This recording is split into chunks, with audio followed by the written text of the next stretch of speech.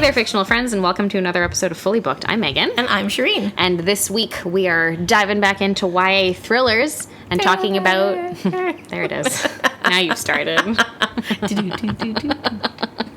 I need like a little red leather jacket, some cool shoes. Are you doing the little claw move there? Oh, great song. Anyway. Great song, great music video. We all know that. We do. Yeah. Okay, so this week we are... a couple weeks ago we talked about a film adaptation. This week we're talking about a series adaptation of Panic.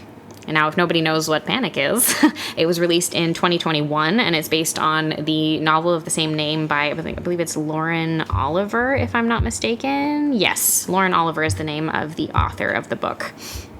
And she published it back in 2014. This series was released on Amazon Prime in 2021, and it currently has a 6.6 out of 10 on IMDb and a 67% on Rotten Tomatoes. Oh, it deserved a bit more than that. I agree. I would have given it like a 78. Yeah, or like 80. close to like an 80. Honestly, like I think it's much more involved and has like a lot more layers to it than a lot of people maybe would give it credit for just in watching it off the cuff. Yeah, it gave Fear Street vibes without like the horror. Well, one of the people from Fear Street was in it, which might have something to do with it. It did help. Yeah. The lead character, Heather, played by Olivia Welch.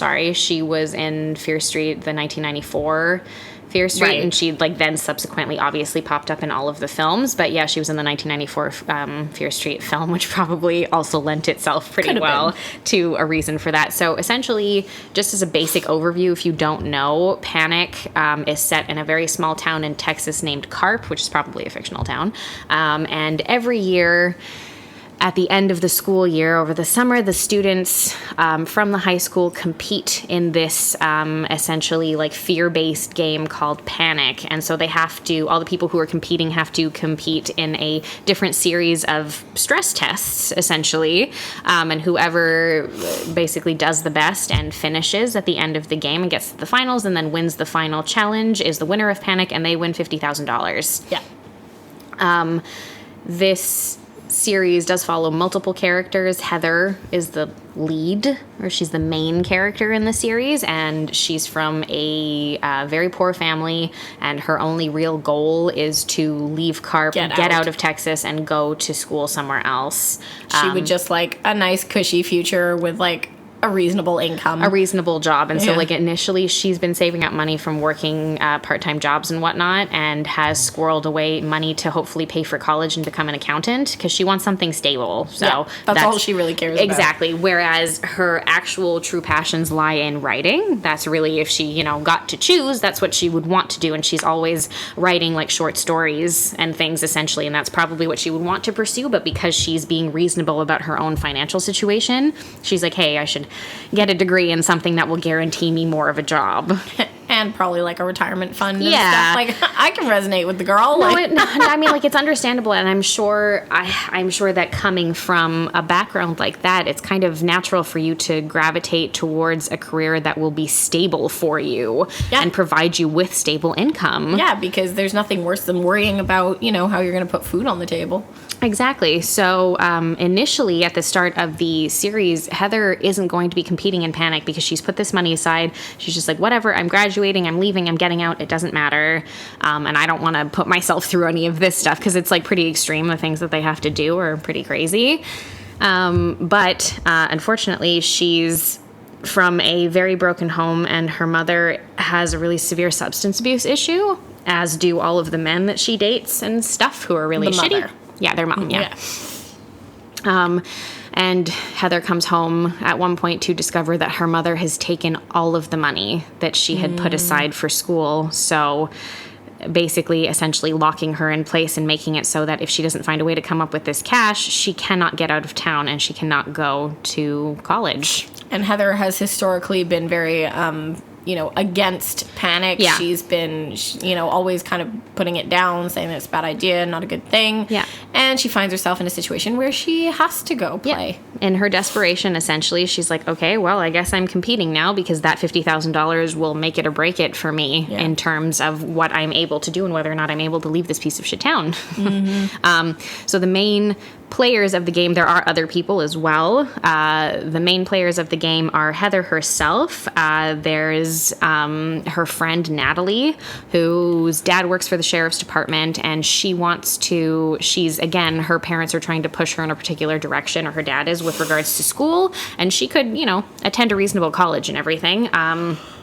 However, she's more interested in moving to LA and being an actor. Mm-hmm. So that's what she wants to do. And so this famous. For her, and becoming famous, and this would allow her a little bit more sort of financial freedom in order to pursue that dream of hers. There's also, who was the other? Oh, Ray Hall, played by Ray Nicholson, one of Jack Nicholson's kids. Who knew? Yeah, he kind of looks like Jack Nicholson, but not as much as I would have thought. No. Yeah. No, I know, it's weird. Anyway, so Ray is another one who's in very much the same kind of financial situation as Heather is. He's also from a very poor family. His father is a convicted felon for murder. Yeah. His brother is also currently incarcerated for, I forget if it's drugs or theft or something else too, but he's also a mess and a half. So everybody assumes that Ray will follow the same path. And so basically he leans into the whole, I'm just a piece of shit kind of attitude most of the time. Yep. Self-preservation, I think. Yeah, I think so. Yeah. And the last person who becomes majorly involved in this is Dodge Mason, who's a newer kid who's moved to town with his mom and his sister. And his sister is paralyzed, unfortunately, after having been involved in a hit and run. And his motivation, you don't know what it is at first, but essentially we're discovering over time is that essentially he's in the game because he's working in conjunction with the sheriff in order to win the game, but also use the opportunity to frame Ray's older brother. This is confusing, I'm sorry. Ray's older brother, Luke, the one who's currently in jail and is getting out right now, because they believe that that Luke is the person that hit Dodge's sister with the car and left her paralyzed. Right. We later find out that Luke was actually in prison at this time. Yeah. And so things start to unravel a little bit because you start to realize that the adults who you would assume would want to stop a game like this from happening are actually heavily involved in the outcomes, and they're manipulating it. Mostly the sheriff. So the year prior, so that's it, the police force is acting as though they're very much trying to stop panic this year, because last year the sheriff's son Jimmy and his girlfriend Abby both died in their game, and because Abby was killed, I think, during one of the challenges or not long after that, and then due to circumstances that Jimmy discovered that led to Abby's death, Jimmy chose to essentially use one of the challenges to kill himself in retaliation and basically ruin his father's life, because what we discover is that the sheriff is placing massive bets on the outcome. And of course, the year prior, he placed a bet on his son winning. And so in his son dying, not only does he get vengeance for the fact that his girlfriend was killed, but he also gets revenge on his father in the sense that he's like, well, you're not going to win any money now. You're actually going to lose. You lose a lot of money. I think hundreds of thousands of dollars is my understanding. Mm-hmm. So messy. Very messy and very complicated. Very complicated. For a story that you think, at first glance, you're like what I found interesting about this one is that at first glance, it's about this game and about this character who you're rooting for to win the game because of her circumstances, and that in itself would have made a pretty juicy story. But then you start adding all this other stuff going on. You're like, okay, yeah, it's pretty wild, honestly. So they're I think a major, so what this is, because it's YA, obviously, a lot of the story is a very coming of age kind of story to an extent, and about the characters, it's panic. So you're essentially facing different fears as you're completing each one of the challenges that happen. So, they've got to like jump off a cliff into like a quarry. The unknown. Yeah, that's it. You got to like jump off a cliff. They have to almost like do like a tightrope walk essentially across like 2 like very large silos or whatever at one point. They have to walk blindfolded across really rickety train tracks that are above a river. So like you could fall in. There are all kinds of different... It's all just a metaphor for entering the workforce, people. Yeah, it is. It's all a metaphor for basically that's it passing from childhood to adulthood. Essentially. That's how I feel every day. Yeah. And so like it's like a lot of it has to do with the coming of age aspect of it, and the sort of differences in the relationships between the characters as they all compete in the different challenges for panic. So people who had a lot of animosity for one another to begin with maybe start to form closer bonds. Even since Heather has been so negative about panic this entire time, at the beginning when she does choose to join, Natalie is fairly hurt by that because she's like, great, so now I'm going to be competing against my best friend. And this entire time you've been saying that you hate this. Yeah. So it causes a little bit of a rift between the two of them for a period of time. And then there are also... again, because in life, sometimes people aren't who you think they are. So there are also other things that start to become more apparent over time. So Natalie, turns out, is secretly a judge. For the game. Yeah. And she's using that in order to potentially, get some extra income and things. And that's not known. And so that causes some issues initially when Heather finds out about that and when the others find out about it as well. And they're basically, Heather and Natalie are like a friend trio. So there's the two of them, and there's also their friend Bishop. Bishop does not compete in the game. He's from a very wealthy family in town.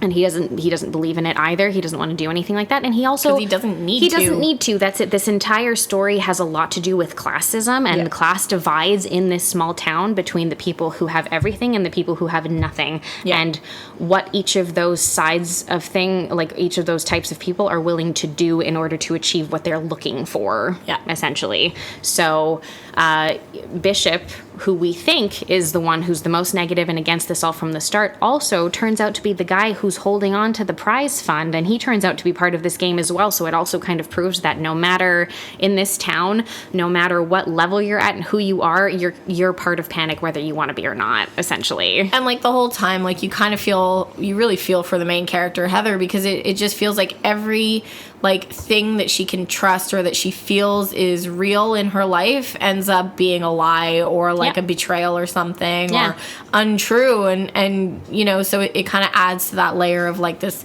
coming of age, like questioning everything and having to reinvent yourself and reframe your way of thinking.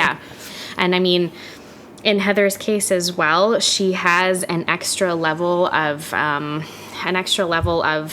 guess wanting to win and feeling a level of protection to a degree, because she's the only character that we really see this with. She has a little sister. Yeah. And she wants to also get her little sister out of the toxic situation that they're in with their mother. Yeah, of course.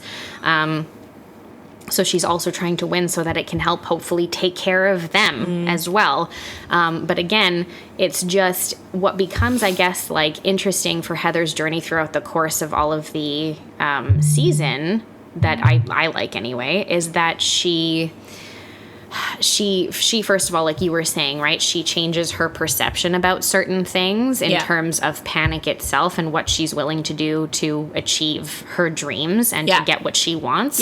But she also changes has to meet challenges that are brought to her, like, from even people who she thinks are her friends. So like competing against Natalie is one aspect of it. There is some romantic tension between her and Bishop for a period of time. Well, more because he has feelings for her and she doesn't. She kind of does too, but it's like, it's like it's that like childhood crush going into like, do I actually like this person? Like, is this really something that I could see working in their case? It's not particularly, but also the tension that's created between her and Bishop does come a lot through their class divide as well. Because because of the way he's been raised, it's normal. He's from a really affluent family. He has a tendency to make very flippant comments, because he just doesn't understand why she would want to put herself in the kind of danger that you're in participating in something like Panic, and he's like, it's all just for $50,000. Like, one of my dad's cars is worth $50,000. And you can just see that she's like,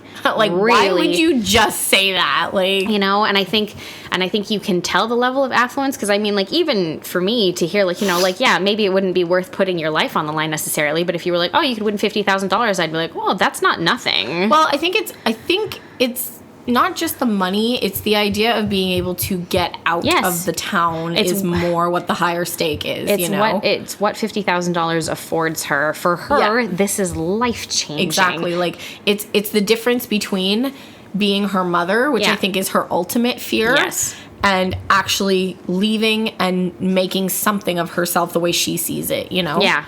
Exactly. That's exactly it. And funny enough, as the series sort of develops over time, the person that she finds the most commonalities with is somebody, again, of her class, essentially, or somebody who struggled in the same way, and that's Ray. Yeah. So they form like a romantic connection over the course of the series, and it's like fraught with a lot of tension and things like that, obviously on and off for a while, because they're also still competing against one another in the game. Because the $50,000 would be life-changing for him as well. This is it, in the same way that it is for her, because him too, his ultimate fear is to become like his dad or his brother. Yep, exactly, because there's a scene between the two of them that's actually like a little bit, you're like, wow, that's really depressing, where, people are always like, oh, they're just a family of murderers and they're just like terrible people and everything. And that's the way that the Hall family is treated throughout the course of the series by the police, by other people in town, whoever.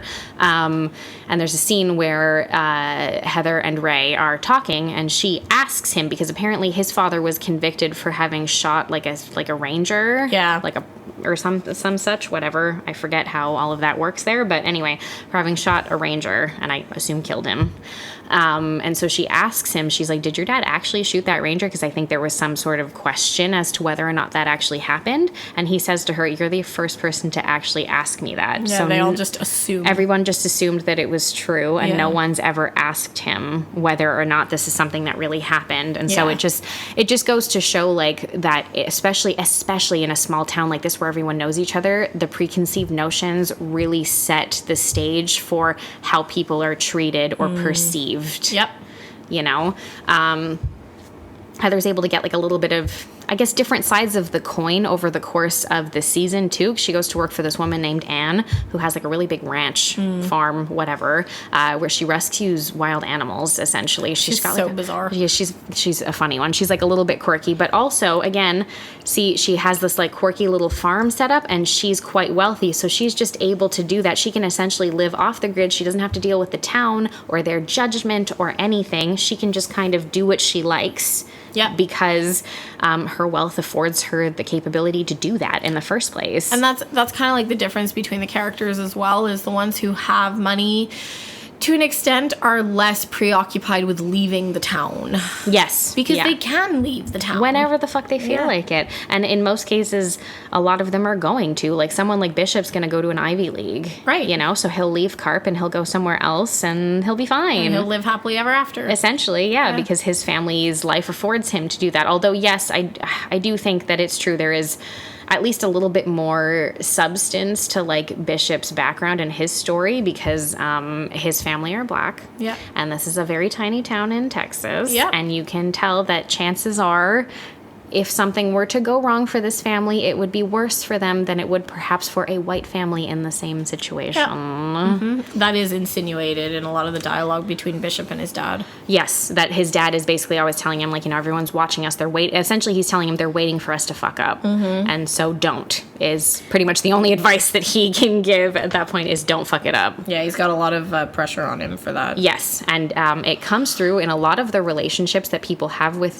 the parents throughout the course of the series. Like, obviously, Heather's situation is very particular because her mom is a hot-ass mess, unfortunately, because that's it. Substance abuse just does that to you, and she's stuck in this, like, horrible cycle, basically. So that's very messy, and she brings really dangerous men into the home on a regular basis, which is really unhealthy.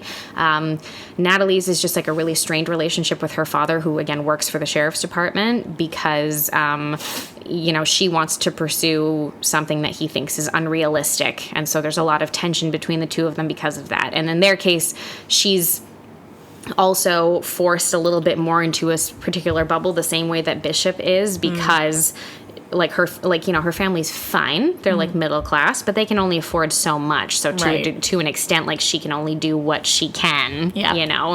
And in Bishop's case, there's a ton of pressure on him. His dad's physically abusive as well. He does it a couple of times in the series, which was really gross. In order to prove the point that no matter what, he's sort of stuck under his father's thumb to a degree. And even though he should have all of the freedom and all of the money in the world, he's still stuck doing what his family expects of him. Yep. Which is meh. It is meh. Yeah, it's very depressing. I guess, I don't know, it's weird to think about it for a series like this. I feel like the ultimate villain in all of this is probably the sheriff. Feels like the most obvious choice. Yeah. To a degree, right? Because he's, like, extremely corrupt, sort of. Well, he's obviously got a gambling problem. He's extremely corrupt.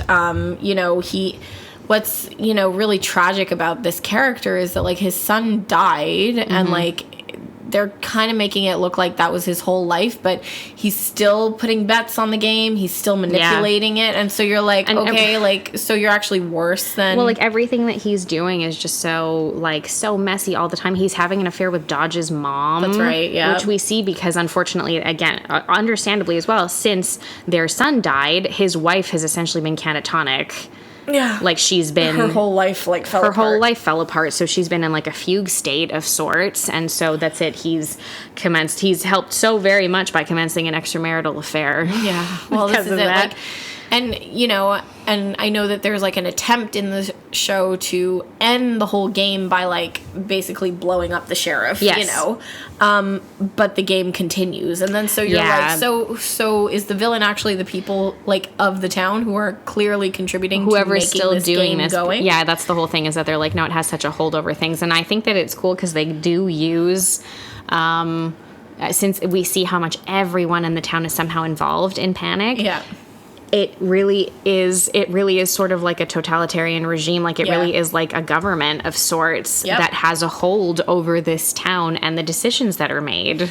Well, and it's, again, like, if you go back to everything that we basically said in this episode about, like, the stakes that all the characters have on, the outcome of the game, of course the game would continue because it's what they need to keep going almost as a society. Like, it's like the whole town, like, so society is now ranging around this game and the outcomes to some extent. And so you're not going to stop it, even though it's horrific. They're never going to allow it to end because, like, somebody somewhere has some, need for it to continue. Yeah, someone has enough skin in the game that, like, it's worth them continuing this no matter what the stakes are for them, essentially. And this person, obviously, the whole point is that this person still hasn't been unmasked, and that in simply taking down one person, so the sheriff in this particular case, taking down one person, unfortunately, doesn't topple the entire regime. And I think that's the point, right? Like, I don't think it's one person who's doing the whole thing. I think it's everyone. Yes. Well, I mean, like, look, if you think about it from the perspective of, like, presidents in different countries have been assassinated in the past, that has not toppled the government in those countries. Exactly. They have simply had someone else step into the role, which goes to show that this is an entire organization. It's not simply one person who makes all of the decisions. That's just the figurehead who looks like they're leading the decisions. Who looks like they're the ones making all of the decisions, but I think we all kind of know that that's not true. Right. And so the same thing can be said in this case. Like, yes, the sheriff is very heavily involved in what's going on, and he's trying to corrupt things for his own personal benefit, essentially. And they're able to take him out of it. I mean, in an interesting way, anyway. So essentially, Ray puts a bomb on the bottom of his car before the final challenge in Panic is a game of chicken. Yeah, basically. That's right. And the two finalists were meant to be Dodge and Ray. And they were supposed to be the ones doing this. But Dodge, of course, because he's discovered that the sheriff lied about how his sister was paralyzed and that Ray's brother Luke actually wasn't involved in this, has decided to step away from this because he's also, like, for him, this was his only motivation was revenge. And he's like, I don't have that anymore, so I have no reason to be doing this. He dodges out. And Ray also decides to bow out of this competition, partially because of his feelings for Heather, and because I think he's sort of like, she deserves it more. Yeah. So what winds up happening is that the sheriff decides that he's going to pretend to be Dodge, basically, and drive his truck, and then Heather drives Ray's truck, and so that becomes their game of chicken. She wins because of the tiger. Right. Right. So this woman, Anne, who we mentioned before, who has like her farm, she has a rescued tiger there. As you do. Like you do. Just casually. Fucking Texas. We've all seen Tiger King. She has a rescued tiger who she does keep on the property, but not like Tiger King. She just takes care of it. Because she's normal. The tiger... Do you think she's supposed to be that bitch Carol Baskin? Oh my God, probably. So anyway, the tiger winds up escaping from her farm because it's let out, and it goes running into the middle of the road in the middle of this game of chicken, and because of that, they both get like distracted, but the sheriff loses and he drives the truck off the road, and Heather wins. And, you know, she gets out of the truck, she faces down the tiger instead of running away, because it's like a metaphor for facing your fears, blah, blah, blah, blah, blah. It's a little heavy-handed, but it's pretty good. There's a lot of metaphors in this. There's a lot of metaphors when you start paying attention to them. The sheriff, meanwhile, manages to escape his car before it blows up, but then he is shot and killed by his wife, who figured out what he did. Yup. Oh, boy. She wasn't that catatonic. That was a fun twist at the end. I appreciated that, actually. I was like, oh, shit. Yeah, okay. All right. Yeah. Sure. So that's sort of like how his story arc ends, essentially. And hopefully the next sheriff that they elect won't be so terrible. Well, if it's Natalie's dad, that wouldn't be so bad. Also, there's a female officer who spends a lot of her time poking into things. She would be a pretty good choice. She would, yeah, but it's Texas. Yeah, so who knows how that's going to happen. I mean, I don't know how things work in Texas. Yeah. I've never been there. Yeah.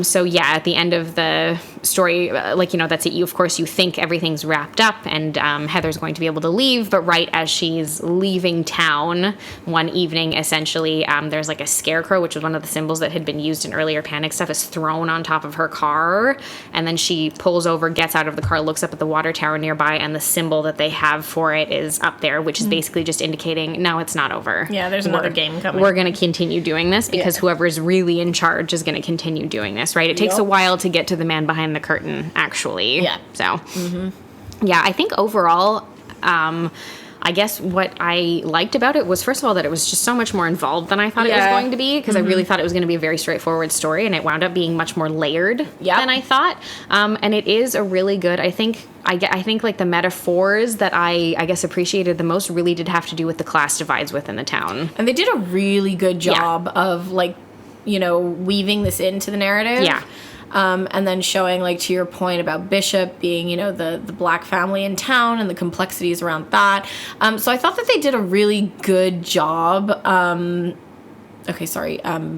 Bishop isn't the only black family in town. There's the other, the deputy there. Yes, yeah, Natalie and her father. Anyway, but like, but they're a prominent black family in town, which I get the feeling, unfortunately, most people of color in this town haven't reached that much social or economic like that level of status. Yeah, so like they do a really good job. Whereas, like, you know, in the other movie that we watched this month, they were like. Yeah.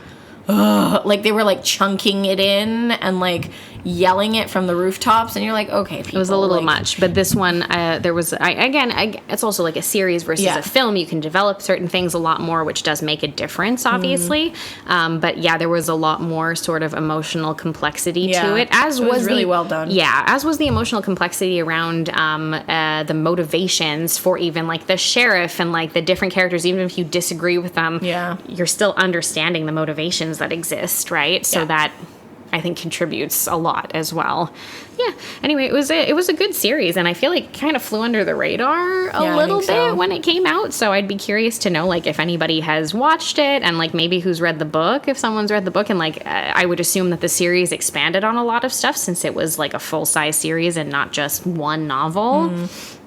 But yeah, let us know about that if you know, over on Instagram, TikTok, and Threads at FullyBookedCA. And you can also check out our Facebook group at facebook.com/groups/book was way better. But until next week, guys, keep on reading. Thanks, everyone.